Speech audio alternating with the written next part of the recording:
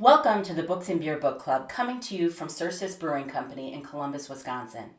We're a different kind of book club, only reading books by authors who can visit us in person or via Zoom for the discussion. We've been going strong since 2015, meeting nearly every month. We're now making these fun and informative discussions available to you on video. I'm your host, Valerie Beal. I'm an author myself, and I enjoy interviewing our guest authors and facilitating the questions from our readers both in person and on Zoom. We hope you enjoy this replay. To join us live, please check out our schedule on our Facebook page at Books and Beer Columbus.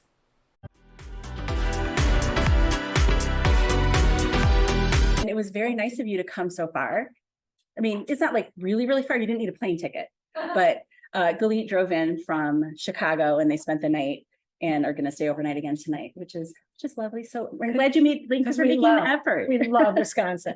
Wisconsin had one of our kids worked for Epic for 7 years. One of our kids went to college. I went to camp up in Eagle River. So I saw the Northern Lights there once. Oh, Wisconsin. Oh, so I was apologetic for the bad weather today, which of course we can't control. I was like, oh, you came to Wisconsin for some nice fall weather and you kind of didn't get it. I know it's today, so weird because our weather in Chicago is so beautiful and balmy. Yeah, yes. It's so dissimilar to Wisconsin. Exactly. I have known Galit for a while now. We work together. I help her with her book marketing and such, and we're part of the Blackbird Writers. And I know we've had other authors in that have been part of Blackbird Writers too. I don't even know how many now, but quite a few different writers. And that is a mystery, suspense, thriller type group. It makes sense, of course, that we're reading mystery. And this was so much fun because it was kind of a different kind of cozy. And I like that. I mean, I don't mind a good cozy, but it's not small town. No. It's big city. I'm thinking too, does anybody watch only Murders in the Building? Yes. Okay, kind of feels like that, I think, because it's a building where it's kind of a community in the building. I think the thing that I thought was kind of interesting about it, I always think about big cities is that you kind of make your small town or your neighborhood wherever it is that you live. Mm-hmm. And so this felt like a small town in a big city in a way. It's kind of like the building we live in. Is it? Yeah. Is it? Nobody's pushing people down the stairs. I want to once in a while. We keep a list if that's what it is. I do record this and no, I'm just kidding. This be like this off stage voice that we don't know who's saying this. Well, I would imagine, yes, there would be sometimes you don't get along with everyone in your building, but Very rare. oh, very rarely. So is there a vegan cafe in the neighborhood? It's a big city, so it's not far. Okay. It's a few blocks away, and I don't like it. You don't like it? Oh. And when I was creating my dream cafe, all the things that I wished all the coffee houses around, or at least one, had. But I never say this, but in real life, I also wish that it was more reasonably priced, Sure. Yeah. Yeah. So my cafe in the book Is reasonably is priced. totally reasonably priced. Which you can do because it's fiction. Yeah, exactly. I think that works. So one thing, even though like I've known you now like over a year, Several years. 3 years. I don't Time know. flies. It just sort of blends together, I guess, some days. Tell me, I do not know how you came to be a writer of mysteries. So should I speak to you or should I speak to everybody here? Speak to me. Okay. So I was always passionate about reading. I spent a lot of time reading when everybody was doing the things people do. I have 3 siblings, a lot of television, a lot of fighting over the one television that we had. And I was usually somewhere reading a book, and I loved it. Before, through the course of my life, I usually read in the neighborhood of between 75, 80 and 100 books. So I always have a book, and I'm fast. All right. So wait, how many 75 to 80 books a year? No, 80 to 100 books. 80 to 100 books a year. Mhm. Holy cows, that's a lot of books. I know. So, but there's always more to read. I wish I had more. There time. is always more to read. Right? Yes. Okay. You just told me you read all 52 books of an author. I did. I reread all 52 J.G. Robb books just Right. for fun, but So that's. As one does, sorry. You're my hero, that you can do that. Or I just don't So- have a lot of imagination. I don't know. So I read a lot. I love all different kinds of books. And I was a musician by training, conservatory trained. I was a pianist. So I spent a lot of time practicing. And when I wasn't practicing, reading was a little break from the practicing. And then I did a master's in voice and I was a singer and I did a lot in that world of music. I taught high school music, I performed, and reading wasn't out for me. It was my relaxation. It was how I spent the rest of the time when I wasn't, talking to humans. Oh, I have a husband here too. In 2014, all of a sudden I got diagnosed with an aggressive cancer, with breast cancer, and everything I was doing had to stop. And the one thing, I wasn't even able to read that much, but as I started to recover, I loved reading cozy mysteries. I had never read them before, but I was muddled in my brain, you know how that is. And I couldn't follow the plots of the kind of novels I used to read. But in a cozy mystery, somehow I was always able to figure out who did it. So I thought to myself, my brain is still functioning. But you know how in cozy mysteries, often it's the sweetest, kindest assistant to the mean boss. And you'd think it's obviously the mean boss, but I always knew it was the sweet, kind, lovely person who offered everybody coffee. Or I could tell so much about it because I don't know, I could see the clues and I thought, I could do that. Okay, so I just want to make clear, I wasn't reading Tolstoy and thinking I can do that. So I thought, how hard could it be to write? I have composed, I studied composition, I've written songs and pieces and even song cycles. I never wrote a symphony, but I'm thinking I studied it. How hard? It'll be just like writing music. And it wasn't, it turns out. Not even the slightest. So, but I had been writing I had written lots of little stories. I even had a couple of very long, blabby manuscripts in a drawer. Some of them were handwritten really badly. They kind of went on and on. I didn't know what you were supposed to focus on. Because when you read, it turns out that you can't just say, I'll do that. A lot of people do say that. And then they don't have the fortitude to see it through. So right. So I started writing, and one day I was reading the newspaper and I saw an editorial by a woman who also was a survivor of the same kind of cancer. And I had complete reconstruction, and she had only one side, and she never had reconstruction. And there was a picture of her in the Chicago Tribune, which has quite a large distribution. Mm-hmm. She wrote this article about it. And there was a picture of her bare-chested with just the one side. Oh, it was amazing. I thought, whoa, this woman rocks. She teaches writing at the University of Chicago and Northwestern in Chicago. And I'm Oh, like, wow. mhm, Yeah.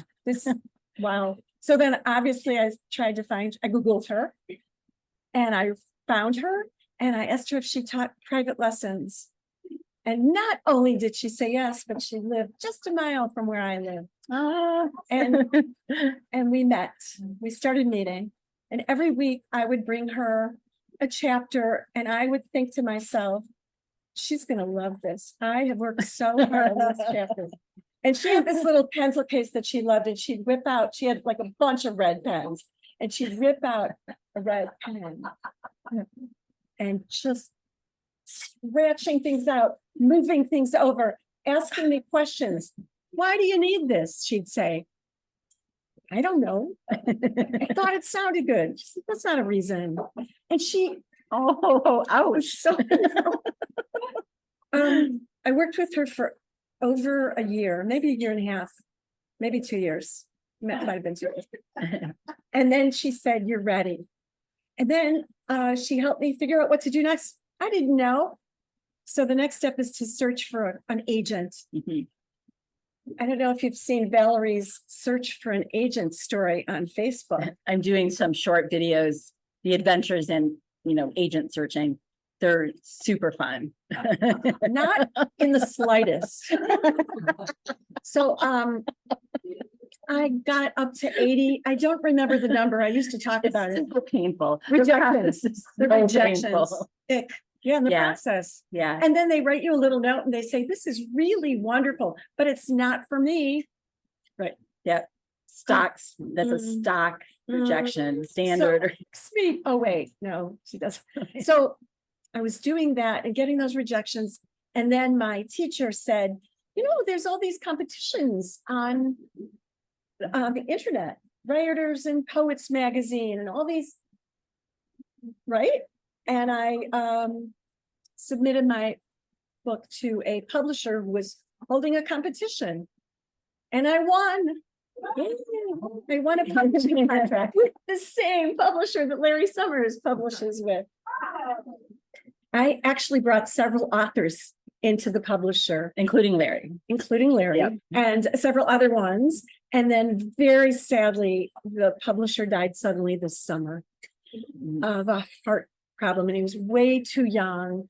And it put all of us in shock, and it wasn't clear what was going to happen. It turns out he had a co-owner who thought she was just a co-owner on paper, had a big tech job, had no idea how to do this. And so as a kind of a busybody, she stopped talking to all of us because she was so overwhelmed. 35 authors. And so I contacted her and asked her if I could take her out for a drink, which soothes everyone. Being invited out, We know this. right? And I offered to help be an intermediary. And she said, why would you want to do that? And I said, because I like yelling at people. So You did not say that. I said, I like people sometimes.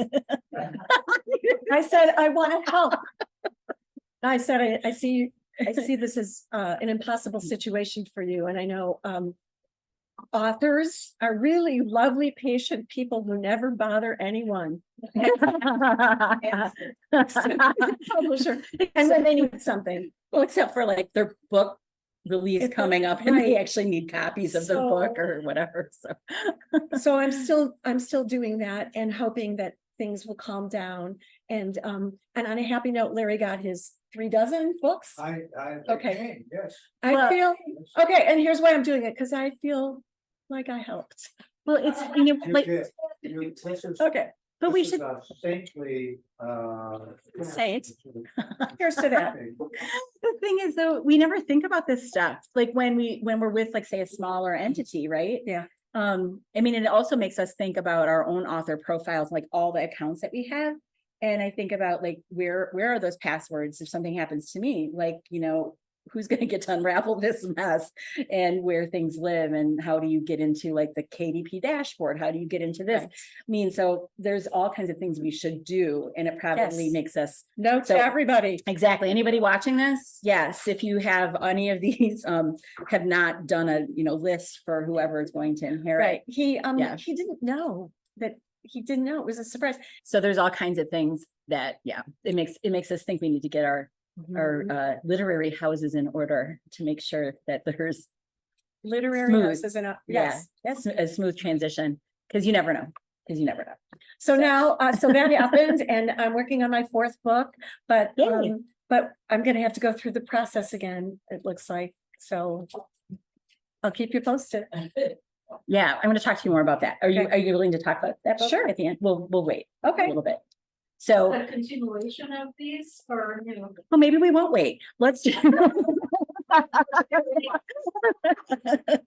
So what are you willing to tell us about, because you're doing something a little different, slightly different. slightly different. I wanted to do something different, completely different. And then I found that the characters still drew me in, and I wanted to talk more about them, and I had more to say. So, so it's not turning out to be as different. And I reread Battered today since we're talking about it, and remember I talked about having written it. It was 2016. It didn't get published till 2019, and I haven't read it since then. So I was worried you would ask me about a character and I'd say, remind me who that is. So you were refreshing your memory on the character refreshing, names right. today. And I know how to write better now. I don't think that there is anyone I know who goes back to their first book and doesn't say that Mm. and think, yeah, I could edit that. I could do this. I should do this. Yeah. So So it's sort of around the same. we've got some of the same characters. Yes. Same neighborhood. So same neighborhood. So battered, smothered, charred. This one is pounded. Yeah, you know how you pound things to thin them out before you schnitzel them? That's what I'm like. That'll be fun. That'll be fun. So I love how you include the recipes in the book. And so tell us about though, were you always, I mean, so you had musical career. So were you always cooking as well? Or I mean, was this always an interest of yours? So I'm curious about moving into that. It wasn't so much an interest as I was cooking because I had a family to cook for, to feed. I needed to feed them. But as part of my recovery, I wasn't working anymore. And so I was doing things that interested me. And I took courses at the French pastry school in Chicago and learned how to bake. I got to wear a white jacket and a hat. I felt just like a chef because I had that costume. Do you have a picture wearing that? I would love to see a picture of you wearing that. I'll find one. That's super fun. So that was the beginning of that was the beginning. I took these courses. I didn't do it as a professional because I wasn't ever going to work in a restaurant. At the time, I had to take a nap every afternoon still. Mhm. So, but it was like intensive classes. They were called boot camps.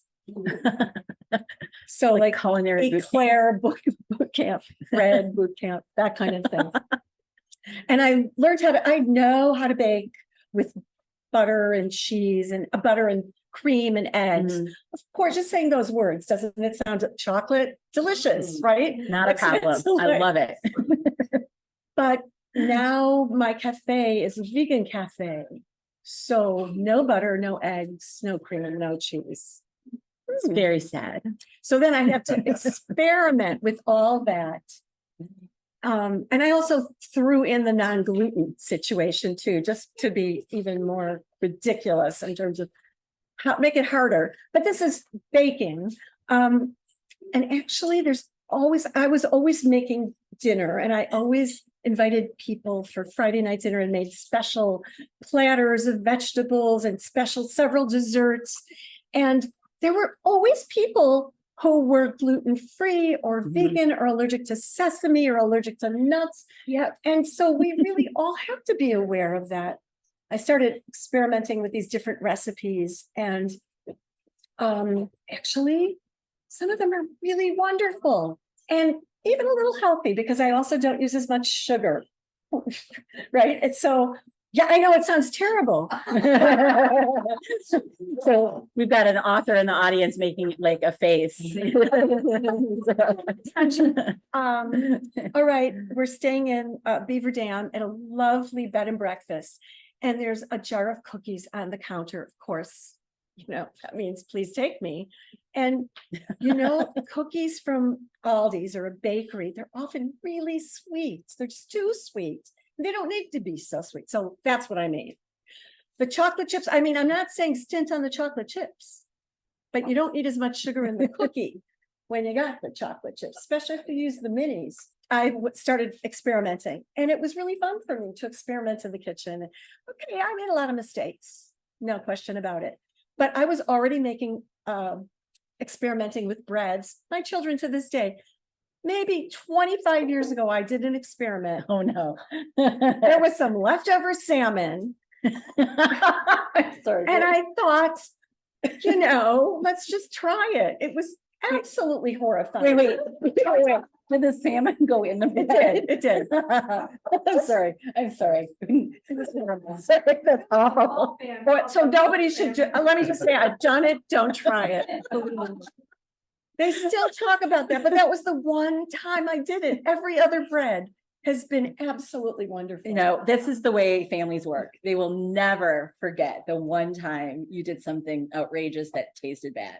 Or Right. let's say I made a chocolate cake that had less sugar than usual and it was a little healthier and it was vegan and it was, eggs. And let's say it maybe sank and it didn't look as much like a cake as like a donut with a little bit of a. And Chocolate is vegan. yes, but the eggs, how do you make things right? There's a lot of chocolate. yes, it's still chocolate and it was delicious. Exactly, It just right. looks terrible. Who wants their birthday candles? A donut, giant donut with. And also the fudgy part on the inside, I said I did that on purpose. No, I just didn't. Of course you did. Everybody loves that part. I meant to do it that way. So when you were writing these, did you know that you were going to always include recipes? Did you always plan on including recipes? I think I just thought, this sounds like fun. Mhm. And I thought I'd try it.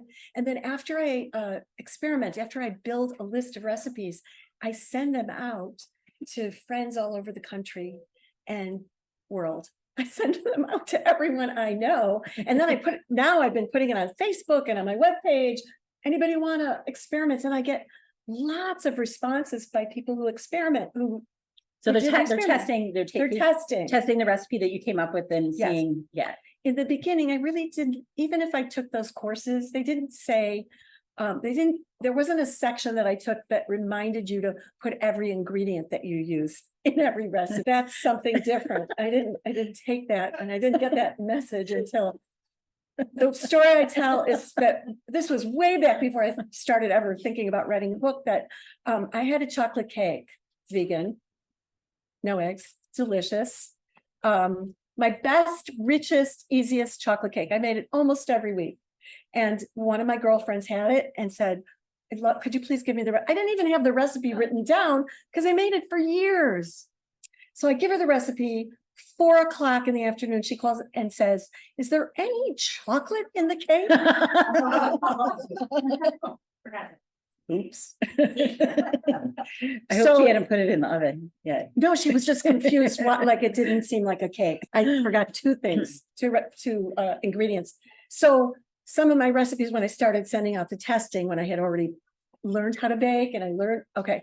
So some of those people would say things like, it was really dry. Isn't there any liquid? So who remembers I have a cup of water? That was such an easy thing. It was a learning process. I try not to do that anymore. You still post recipes weekly or? Post them? Oh, I meant to. I want it on my website. I have a Yeah. section on my website, recipes to die for. I'm not the first one. And I was going to keep doing it. And every time I make a great recipe, I think I should really write this down and You should, and you should. and then I do something else. Yeah, And something else comes up. Something else comes. Yeah, which happens, Somebody died. Yeah. And pretend, not real. Okay. Have you always lived in the city? No. I've lived in a bunch of different places. Born and bred Chicago, lived in suburbs, went to Indiana for undergrad, moved to Boston, did my master's. Were you at Berkeley? New England Conservatory. Okay.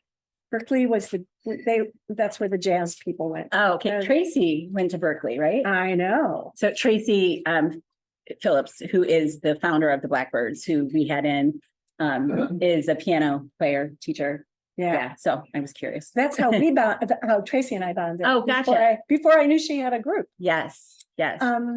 That makes a lot of sense. So I lived in Boston, moved to Colorado Springs, Colorado, moved to Denver, lived there for a number of years, met my husband there. We just celebrated our 30th anniversary earlier. Was it this year? Congrats. The years fly by. We went to Spain. It was really wonderful.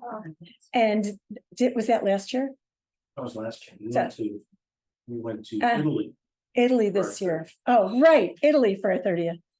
You. And let's see. And then we moved to Chicago and now all our kids, our adult kids who were born in Colorado, all moved They were babies when they were, but now they're adults. They moved back to Colorado. So, So you guys split your time, well, a bit, we a bit. stalk them whenever possible. stalk them. I have a feeling you help. We help. They love when we come. I bet. And then your publisher was Colorado based, yes? He was. That Yeah. was just Yeah. surprise. But that wasn't how you like, No, because it was a contest, so it had nothing to do with you being yeah, out I there. just found him on the internet. Okay, interesting. Wow. Yeah, it's pretty cool. Something's pulling me to Colorado, I guess. I don't know. Well, yeah, but you like living there. We love Chicago. We love the Midwest, Wisconsin. We come up all the time. But we love there too. Why do we have to choose one place? Well, you don't. Right? There's no rule. But there's no rule. There is no rule. There's plenty of people who split their time. Plenty. Yeah. Okay, so so you talk about like being in an apartment building. As you wrote these books, did any of your neighbors read these books? Just curious. No, I don't you don't know. think so? No, you guys don't go in and out of each other's apartments in the same manner that the characters do? Talk about your brother's reaction. Ah, Oh, is Yes. it interesting? Yeah. Oh, boy. So what did your brother say about these books? Oh, okay. So those of you who are authors, you know that it's not that you base a character on one person. Right. But let's say you're sitting next to somebody who's just like so adorable. And let's say she, with her husband, runs a nonprofit that helps orphans around the world. Right? So you think to yourself, oh, that's just, I love her. I'm not gonna write Valerie, but then let's say I have a character who helps, maybe I won't use orphans because I don't want Valerie to think I'm writing about her. So that person helps unwed mothers or abused women. I know. there you go. But they have a nonprofit and they're in all these different countries and they have right. So I didn't write a Valerie, but it's based. Okay, so I have a character who's not a good character in one of my books. Oh, Who, no. has a hobby. The hobby is infusing vodka with different flavors. You know, like you take vodka and then you put basil. That sounds like fun. You put grilled nectarines. I was gonna say salmon. Never use salmon in anything except salmon. So I had this character who as his hobby, and then my brother, it turns out, loves infusing vodka. And I wasn't even thinking when I made the character that that's what it was based on. So he's sure the character's based on it. And he's offended that it's not a nice character because my brother's a lovely person. He would never act the way this character acts. So, but in the building, I talk about, did everybody read Battered? Most people read Battered. So it's set in a building in Chicago. Did you notice it overlooks the Belmont Harbor? So it does. So we do too. One of my favorite fun. things is going into my neighbor's apartments. And it's a building. We're all facing the lake. And I love going into their apartments and saying, oh my God, your view is so much better than mine. It's so good about it. And it's like I know. 20 feet different. I know. We're higher than you. So, and we can walk to all those different places. And when she's walking on the street and seeing the overhanging trees or in the park, the second book is set during COVID because David and I spent so much time walking outside. Yeah, And right. That's all you could do. Yes, That's there all you wasn't could do. anything And open. they And closed the parks, they closed the beach, they closed the lakefront. Why? Because one of the days we were out there, it was a Sunday, and we knew about COVID, but we were all outside. Everybody was playing games and baseball and throwing and running and talking. And the city was so afraid, they said, we can't have people gathering anywhere. So that meant, where could people ride their bikes? The sidewalk was closed on the side of the park. The park playgrounds were closed. We couldn't walk anywhere. And so I was writing about that feeling of walking all by ourselves, and it's a giant city with millions of people. Nobody was outside. Yeah, it was really eerie, probably, Nobody was, wasn't it? there were no cars. We walked on the street. There was so there were weeks when nobody was outside. I just want to tell this one story really quickly. And we would look out, and after weeks, like wildlife started emerging, the kind of wildlife you don't usually see in the city. We went for a walk and saw a baby otter in one of the harbors. A baby otter. And Aw. one day I was looking out the window and there was a cop parked across the bike path to make sure nobody was going on it. God. And a coyote came running down the bike path. And I saw the cop looking like almost from my apartment. I could see his eyes. And the coyote was driving along the path like, this is awesome. The cop rolled his window down and the coyote went like that and took off. But that's the kind of wildlife that was emerging Yeah. because for weeks, no human beings were outside. Also, Wow. nobody could there were no boats, right? No boats in the harbor, which was so just. Oh, there was true, because no- there was no traffic. Nobody was coming in. So the waterways cleared up. Well, This happened all over the world. Oh, yeah, remember the Venice canals? Yeah. But Lake Michigan was clean. We could see deeply too close to the bottom. It was an Wow. amazing time.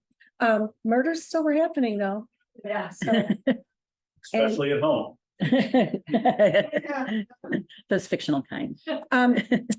also, when I was starting to write this, when I was starting to write about it and thinking like, what do I know really?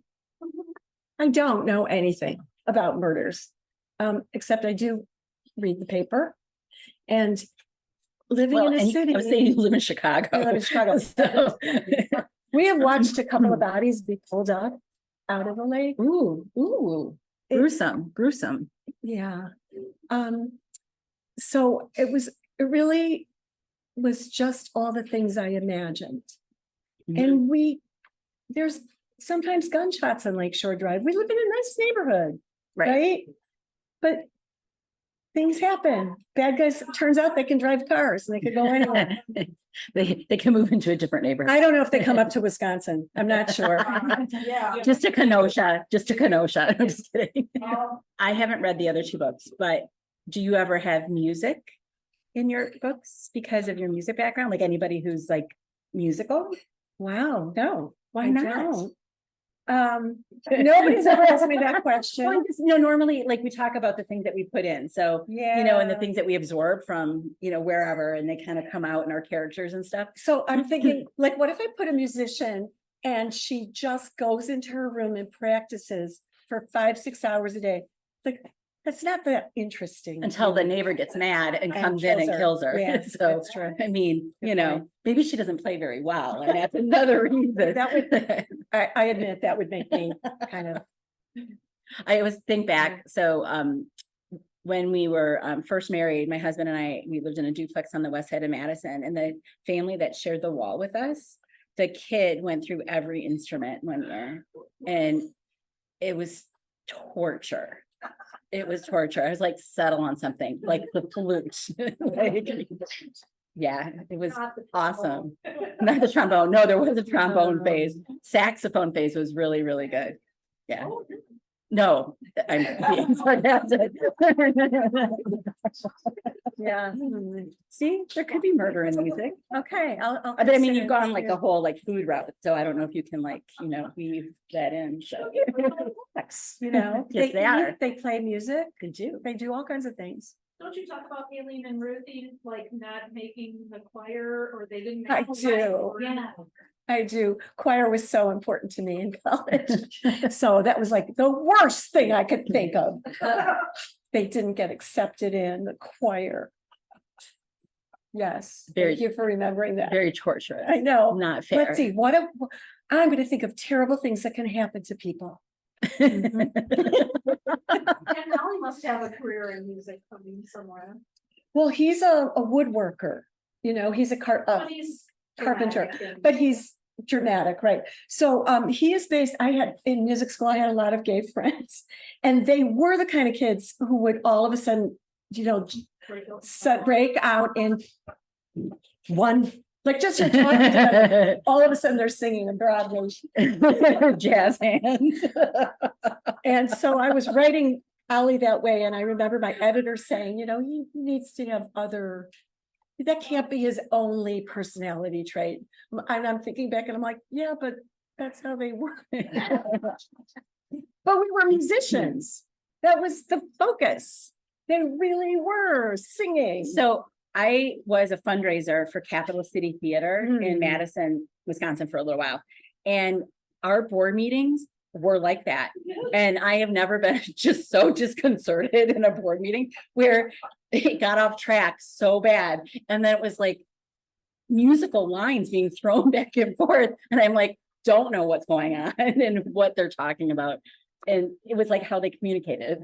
And it was, I know that conversation. Okay. I love it. See, sit down, sit down, sit down, sit down. yep, yes, I yeah. know. We was- did it. we did it. Exactly. See, I needed an interpreter. I needed a translator because I didn't know what I was doing. And I'm like, you know, my pen is poised and taking notes. And I'm like, okay, like, I don't know what I'm supposed to.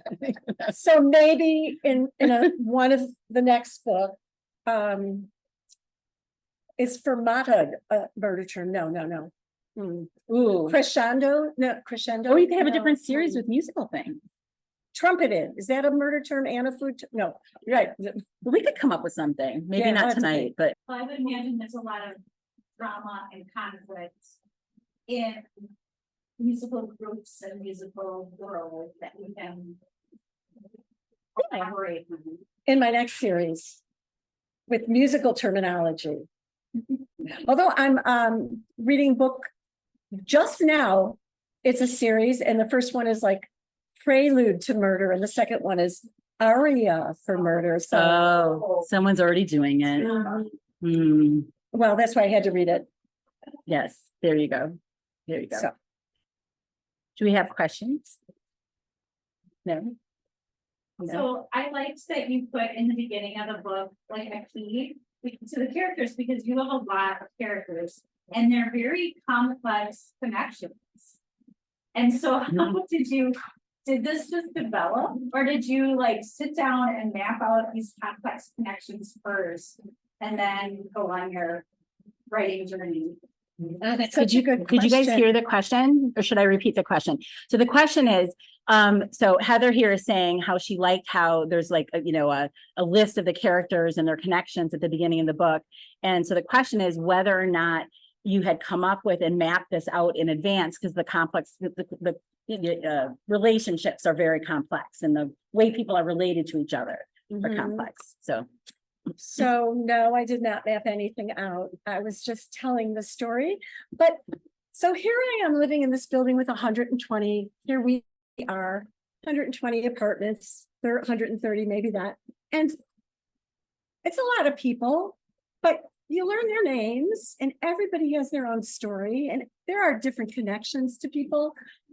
An elderly woman who lives in the H tier, who I became friendly with, who's an art historian. Turns out she's the grandmother of my son's roommate from Madison at college, right? So it's that kind of thing that's real life. Everybody is interconnected. And there are these sort of, I know I've been accused of having lots of characters, and there are books written, cozy mysteries that tend to have under 7 to 10, Yeah. I believe. Yeah. The 3 to 5 potential suspects, and the protagonist, a couple of close friends who work in the bakery or the restaurant or the sewing store, and then it's easier to follow. So I've Right. been accused of that, but I love lots of people. If we sat for another hour, I'd find out all of your stories, and there's 6 degrees of separation. yes. We would find out how we're connected, who we know, where we've ever met, which places we were in at the same time. I love this stuff. So that's how. And I always think it's interesting how small things are. Sometimes when you start talking, you're like, wait, you went where? At what Mhm. time? Oh my gosh, we overlap by a year. How come I never met you on campus? Or, oh, well, you knew so-and-so. It's like what you were saying. It's like that. The world is smaller. We went to Spain last year. Valerie went to Spain this year. It was our 30th anniversary. It was her 30th anniversary. You see how coincidence works? And then we met. There are no coincidences. Exactly. So Sylvia has a question. How do you differentiate cozy mystery from other mysteries? And what is your favorite aspect of cozies compared to other? Do you consider cozies your genre now, or was this just a diversion from your previous trajectory? That's a lot of questions. Yes, it is. Shall we Let's start start? with the first one. So how do you differentiate a cozy from a like what we consider a standard mystery novel? So I think of it in this way, that in a cozy, when somebody gets killed, if it's on a rug, we find out immediately she never liked that rug and was planning to get a new one anyway. We never find out, we never have to read the trajectory of the bullet into the organs of the body or the splatter of blood on the wall. There's nothing icky. Yeah, there isn't Right? anything. There's no icky. Yeah. Apparently in cozies, you're also not supposed to swear. And I noticed today, I had it like there were a few people, shame on them, saying words like shit, maybe they said shoot, or they said the F word, but they said the word F word. They didn't say. So that's you're that's really cozy. you're really riding on the edge there. the edge. So I mean, well, and cozies don't have sex on the page. Here's sex in a cozy. I love this. Do tell. Okay. This is, I enjoy this so much, talking about this part of it. The man offers to make dinner, a favorite meal, healthy, delicious meal, and doesn't let her lift a finger. He says, "The Crown is on. Why don't you watch?" Myself, I won't interrupt. And he makes dinner, and then they sit and have a lovely dinner. And afterwards, she gets up to clean up, and he says, "No. I'm making you a hot cup of tea. Go finish the ending." Well, and the door is closed, and he vacuums. While she's watching. That's the foreplay. And then they're getting ready for bed. And he wraps his warm arms around her. Fade to black. Fade to black. Thank you. Would you say Agatha Christie wrote cozies? No. There's too much violence in Agatha Christie. They're scary. In a cozy, you're never really scared. You're scared to death. You're never like, Yeah. Right. There are books I've read that I still can't get out of my head. We all have those scary, just Yes. things you can never unsee. I can't even say it out loud because then I'll have a bad dream about it tonight. Some of those scenes. But in a cozy, no. So what is your favorite aspect of cozies then?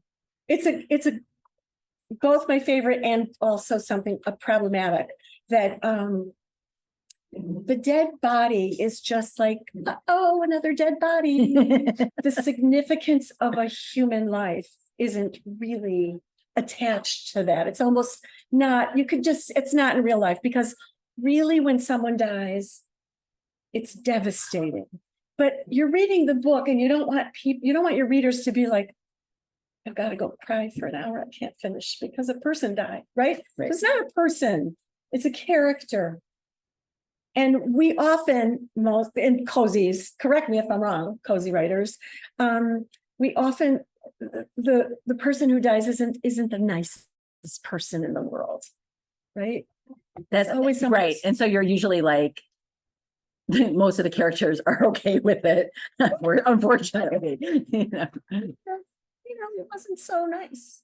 He didn't return his books to the library. Well, it also then makes for a good mystery in the sense that there's a lot of motive. A lot of motives. Right. Those librarians. Are you going to only be a cozy writer? Do you think that's your genre now, or is it just something that how you started, basically? I didn't realize I was writing a cozy. I was writing something that I enjoyed. I was writing the story I enjoyed and that intrigued me. But I was kind of surprised to find out that I was a cozy writer, but I don't want to be constricted by that. It's just like in music. I sing folk music mostly. But if I want to sing jazz, is somebody to say, no, you're a folk singer, you can only sing jazz. If that happened, I would say, really? Listen, I'm here all week. Well, and you do other writing. If anybody's on Medium, Galit writes essays every week. I specialize in snarky comments about the world. Oh, they're really fun to read. They're really, really fun to read. Turns out there's a lot to criticize, but there's a lot also to praise. There's a lot of beautiful things that I think don't get enough attention. I just shared with our host at the B&B we're staying at that last year we were here, earlier in the summer, we were here in Wisconsin and we got to see drag bingo in Cambridge, Wisconsin. And I wrote an essay about it. And it was an amazing evening. We were just the amount of enthusiasm, the fun. And I was, okay, truthfully, I was really surprised at the attention people were paying to the bingo. Like people were so, Bingo is serious business in Wisconsin. So I just was so shocked, and they had special pens and they did oh, they this. have like the And there dapper. were- And then there were like things that you were supposed to say when Oh, there were special drag bingo phrases. yes. Okay. And then everybody did that thing and we didn't know it. We just went, So there were rules. I didn't know drag bingo had There's rules. rules. Man, And so okay. don't go without finding out the rules, or ask the person sitting next to you, because they're not they're not tolerant. Oh, you have to know the rules. You It's a have to big know. deal. That was an Mhm. experience. That was an experience. Yes, I like writing about experiences. I wonder what I'm going to be writing about this part of Wisconsin. I don't know, but we're going to read it. Mm, If you write about us, we'll read it for sure. Right? So I was at this crazy book I club. was in Wisconsin and it turns out people read up there. Oh my gosh, so funny. Okay, so you are, what do you think? 2/3 of the way through your current book Yeah. manuscript? Mathematically, yes. Mathematics. Oh, yes. Rough draft. Rough first draft. And we all know that that's just splashing words like de Kooning splash paint on a canvas, like that. And some of the words are good. Some of them are, a little blabby. Some are run on. You get it done. You get it down, and then, because who said writing is rewriting? Oh, Yeah. I don't know, but we hear that, like people like say that at conferences and stuff. It's someone famous said that, right? Someone famous. Let's quote them. Was it you? No, Okay. not me. I'm not, no. He had a lot I of feel good like that could be a things. Mark Twain quote. Well, we'll Google it at some point. We'll report back next month. I love, so the grandpa, he's based on a couple of grandpas I know who just love certain characters. Mark Twain and Benjamin Franklin are his favorites. And he just always has a perfect quote for the occasion. We have a few friends who do that. And I'm not mocking them. I think it's hysterical. Who remembers all those quotes? Well, there are a lot of people, like there's people who do that, like they Yeah. do the quiz, or they do like, we say like the movie lines or. There's people who do musical that. lines. Yes. Right? The words to the entire song. Yes, yes. So you spend quite a bit of time reading other people's books and reviewing them. Yes. So tell us about New Books Network and your podcast. Okay, And so yeah, thank so- you. So I just interviewed my 200th author for the New Books Network. And that was something I started in about 2018. My husband, David, when he was in graduate school, as his midlife crisis, instead of buying a Porsche or whatever fancy car men in their late 40s buy, he went back to school to get a PhD. Well, in the hello. Divinity School at the University of Chicago. And so as a graduate student, he signed on to interview scholars, which was fun. As a graduate student, he could contact scholars all over the world and ask if they'd like to do an interview about their new book from the most prestigious universities. And they all were delighted. So See, you what just an have to amazing ask. thing. So we happened to go out to lunch with the editor-in-chief when we were out in Amherst where it's based.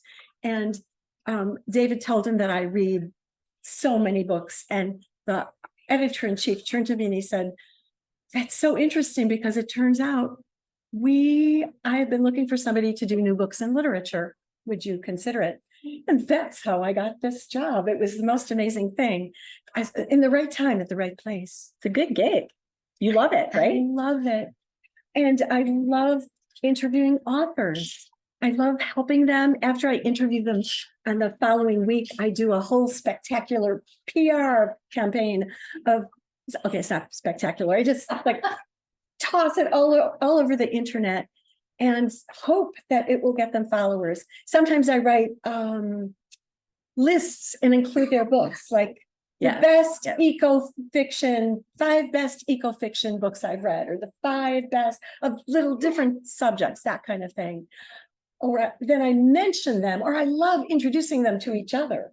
Mhm. If somebody has written about a hurricane, if 2 people have written about hurricanes, I want to like, let's gotta meet each other. I don't know if they really want to meet each other, but it's, I think, a good thing to introduce authors to other authors.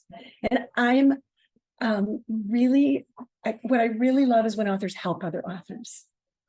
And Right. And well, you don't get paid to do this. I could, but I don't. Right. So you do this for free. I So do it's it- like paying it forward. This is you know? paying it Yeah. forward. Yep. Because then when I lecture people, other authors, on how they need to help authors, then I'm speaking from experience, and I'm saying, like, I walk the walk, right? I'm not just telling other people to do it. So I also connect authors on Facebook by pulling groups together to help each other. It's really important to me. And most of the people have been really friendly about Oh, it. I think so. Yeah. So I'm part of one of the groups, and basically we just try to game the algorithm on Tuesdays and Thursdays by commenting on each other's We don't stuff. say that out loud, Valerie. Facebook is not Facebook, we paying any don't- attention to me. Facebook, she made a mistake. We're just friends, helping friends. You wait, there'll be like some alert now on the phone. So you know how you don't always get traction for your stuff, right? So if you get enough people commenting, liking, sharing, That's it. so we team up, and 2 days of the week we do this, and it makes a huge difference when you go look at your stats, because then it gets shown to all these other people. And if you don't do well, once, say you post in the morning, and if that post just sits there kind of flat, you don't get shown to everybody else. So even people who specifically follow you for your content don't all get to see your stuff. My husband it's- doesn't get to see my content. Yeah, it's bizarre, right? How the stuff gets fed out. So you've come up with a really brilliant way for us to like work it through. Larry So- just started in another group that we're doing. And Mhm. it's a little tricky learning curve to figure out how to do it. So right now, a lot of the people aren't quite getting it. But I'm hoping to teach them. Also, I consider myself the queen, You are the queen. because I We need, the rest of us are your minions. We just so like if somebody writes a really long blabby, Facebook post, nobody wants that. No. You could connect it to your, let's say, website, and Yeah. maybe it's a long post, but you don't if put it- the whole thing on you don't Facebook. put You it on like Facebook. link it So over. if somebody's interested in your subject, then they could go to your website and read it. But you don't want to post, you don't give us your whole web post to read, just Right. the link, that's it. So it's a helpful way. So anybody who wants to know, ask Valerie. But it works, and it's changed changes my engagement level. It has changed it a lot. So first of all, I went from like 35 followers to 6,500 followers. Secondly, when I look at the stats, sometimes some of my posts get hundreds of thousands of views. Yeah, I don't get hundreds of thousands of buyers of my books, but, no, but you're still getting your info out there, and and I'm hoping maybe the book that I'm posting about, maybe they get sales. Mhm. I don't know. That's the goal. Because it's a tough world out there for authors. It's really hard. There's so many authors now that it's so easy to independently publish, and Mhm. there's so many small traditional publishers that, what was the number? Have you read the recent number of how many get published a day? Oh gosh, I could look it up. It's huge per day, like the number of new books per day, like on Amazon or something. Yeah, Yeah, it's a up lot. there at 400,000, might be Yeah. millions. I don't know. Well, and then and then AI has changed some stuff, even though if you upload a book that's been created with AI in any respect, it has to be noted. And I don't know if they're ever going to treat it differently, but you do record that in the process that you've used AI to create the book. So, and yeah, and you can tell Yeah. they're very bad. Sharon, thank you, Sharon. She typed in, it was Ernest Hemingway, that quote. Thank you, Sharon. She knew that or quickly Googled it for us. So we appreciate knowing that. That makes sense because Ernest Hemingway's writing is so sparse, so clean, so such short sentences. And I imagine he sat there and wrote way more and then just cut it all down, cut it all down.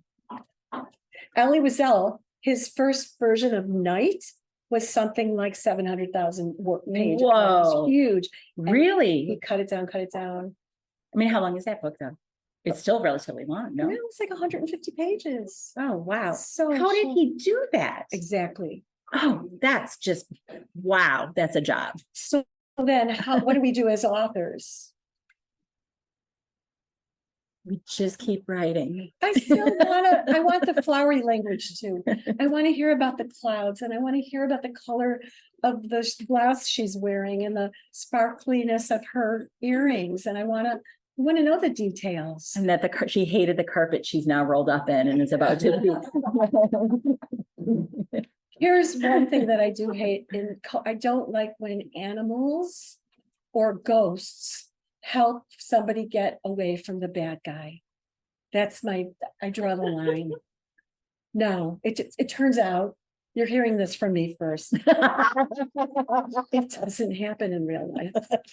What do you mean the cats don't solve all those mysteries? Not even the dog. Yeah. And ghosts don't really either. They don't help. They don't like write things on the mirror, like to Maybe help they do. through or the dust, Maybe they do, and there are symbols we're supposed to, but they don't. If they did save people, then nobody would ever, really. So that's not your cup of tea. I'm drawing the line, and if I read a book like that, I shout and yell and Does she really? I make noise about it and complain very loudly, and then I quietly delete it from my Kindle. I don't say anything I don't review it and give them a bad, review or anything like that. It's very kind of you. I'm tempted to say, well, if it was a golden retriever, maybe, I don't. We all know they're really smart. So oh my God. No, I'm not a big fan of the animals that solve the crime. What is that kind of a paranormal cozy? But it's an animal paranormal. Yeah, and it actually has a category, doesn't it? Like on Amazon, which it's not my thing. That's not to be confused with magical realism. No, that's different. No, that's different. So yes. Yeah, you're talking about the cozy mystery world where they have the animal, they could have animals. I just don't think it's fair when an animal gives the clue. What about animals that talk to people? That's the same problem. Shirley Russo Murphy. Well, my aunt Ruth talked to her animals so I kind of have but if they talk back, no, it's them talking back. That's the issue. It's don't open the closet, maybe they talk. I don't want to judge. It's like pawing at the door with that's fine. If they paw or they knock on the door, but they can't say, yo, look in here. They can't say leave now or you're going to be killed. They can't do that. Okay. I'm with you. Do we have other questions? I take it you don't have any alien abductions. Not yet. Is that off the table or is that a possibility? I had a brother-in-law who said, what's it worth to you? If I saw, you want to know if I saw them for $100? Yeah, I saw them. I'll tell you all about it. But that helps solve the mystery. Aliens? Sure. So they haven't historically. So, in the future, they might. then I'll be willing to reopen the question. But at this point, no, not yet. That's a good question, Pete. Any other questions? I could say more of what I love. It's not as nice to talk about. I can go on about the things I don't like, but it's nicer for us all to think about. This what we is like. true. This is Right, true. Valerie? This is true. Do you get any feedback on Aileen is very annoying, but it's good not to have a perfect character? Yeah, people say they don't like her because she accuses everyone she can't. She just She does tend to hop from culprit to culprit. but But I think that makes her like kind of interesting that like we learn this about her very quickly, that she is looking at people, you know. Yeah. Suspiciously, all so the people. so if you ever were in the, if you were wherever, someone you knew or you were in a group and someone was murdered, wouldn't you just suspect everyone? So I think I would. I think people would have to prove to me that they didn't do it. Otherwise, sorry guys, You're all on the list. not my husband. Although, there's any case. Well, we always joke about if anybody ever looks at our search histories on our computers and we have an unexpected death in the family, we're in big trouble. So, Yes, but there are 2 cases now in the news right now about somebody who looked up the name of a poison. did yeah. Research. No, on I it. saw that guy, the poison guy. And he Yeah. knew a lot. Like, was that part of his job or Yes, something? he was in the poison center at a hospital And his wife died from poisoning. and he had researched that poison. And he had researched the amount a person would have to take to die. I did that once. So it was within his job. Research it. Not that poison. I just remember typing in like, how much of something would it take to fell a grown man who weighs like 190 pounds? It sounds bad. It was for research. I know, I didn't touch any food. And then there was the woman who wrote a book about a mystery. Yes, yeah, And- I saw yes, that. okay. Yeah. So, so I saw that as being perfectly rational. And who are these lovely people that exist in books who are so aren't flawed? I don't know. I admit that most of my characters are flawed, but so is everybody I know. Yeah, I think it makes it realistic.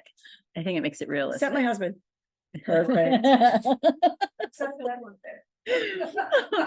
Oh my God, this has been so much fun. Thank you for coming up. Do we have any other questions for Galit tonight? No. My given name is Gail, Yeah. and Galit is a little Gail. All right. Little gal, Galit, Galit, Yeah. Galit. Also, I was married to an Israeli at first, and he couldn't say Gail. It's not part of the language. Oh, So- the vowel combination Yeah. isn't, Yeah. okay, that makes sense.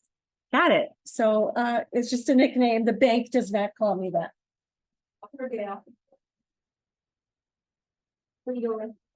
Legally. I won't change it, But it's like I say it rhymes with petite. That helps. It always helps. It's good to have a pronouncer. It's true. It's a nickname that people don't really get. Yeah. Like it's Yeah. not common. Yeah. But we all know people who have nicknames that aren't common. Okay. No, I think it's fun. I think Yeah. it's fun. And the book I'm writing now is still in Chicago, but I had it. I started it with a fall off a mountain in Colorado. Climbing. There's falls. It happens. And then there was a question of the person being pushed. And I started writing it. And then, like, as I said, my kids are all in Colorado. They go to the mountains all the time. It was aggravating me. It was making me sick to think about people falling off of a mountain. And I had to stop doing it. So now that's not part of your book anymore? Nobody's falling off of mountains in my life. Let's just say, Balconies? maybe. Okay. Balconies. That's fine. But A boat in the harbor? Because since you can see the It's been so, it's been done. it's often done. We watched the high school kids do these little sailboats, and then there's a guy. Oh, with a sure, like, horn yelling at them, and so they're doing circles and everything, and every so often one will collapse and we could see it, it's in the distance, because we're not right in the water, and I'm always like, "Ah." but there's someone there with the rescue boat and nobody wants the high schooler to, But who remembers the Edmund Fitzgerald? That storm just blew up out of nowhere. We know this because we know the song. Because the Gales of November came early. I know.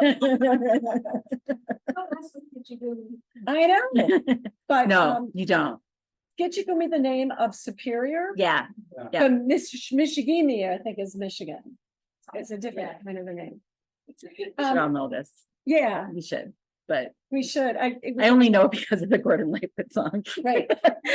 Right. All the boats have to be out of the harbor by November 1st, Oh, well, that's very soon. because The Gales of November come early. I know. And if there's still one there, there's probably a body on it.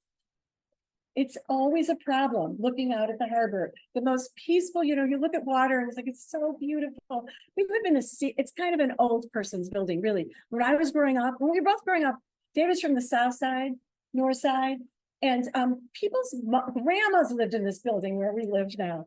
So we're comfortable. You're someone's grandma. Now we fit in, but it felt like when we first moved in, we skewed it. You were younger. Young, we You were skewed the younger. age, average age younger. Yeah, gotcha. And it's a lovely building in the sense, it's not a fancy building, but we do have a book group and a movie club. And when people are sick, we cook for each other, and So it's a neighborhood. it's a neighborhood. It's like a small town inside a big Right, city. usually cozies Yes. are in small towns. Right, that's why I think this is so fun to do it this way. And every time I see those small towns, like people in these little towns, and I'm like, if you ever had a murder in that town, 30 years ago, they'd still be talking about it. Oh, we are. You had a murder here? Yeah, well, we had a cold case thing, book. Was that 2 months ago? That wasn't last month. Was that last month? Oh, the Patterson one. Yeah, and then he used to be the editor of the paper. He briefly brought up a murder that took a long time to get solved here in Columbus. Yes. And there's a lot of weird stuff that goes down in small towns. I know, but remember Jessica Fletcher, Murder, She Wrote? Oh, yeah. Yes. Really? Every time she visited somebody, there was a murder? It Don't really? go with her. Oh, my How goodness. about all the masterpiece theaters and the Father Brown and the. And those little towns. Midsummer Murder. Oh, I love those. I love those too. This is true. It's a disproportionate number of murders in these small towns. Yes. Like sort of like a Bermuda Triangle of But then murders. somebody asked me, could somebody just like break a leg? Wouldn't that be enough? But then you just don't have the full trope, the full cozy. Kidnapping works. It's Kidnapping it's works. scary enough. Thank you so much. This has been so much fun. Thank you. Thanks, Olivia.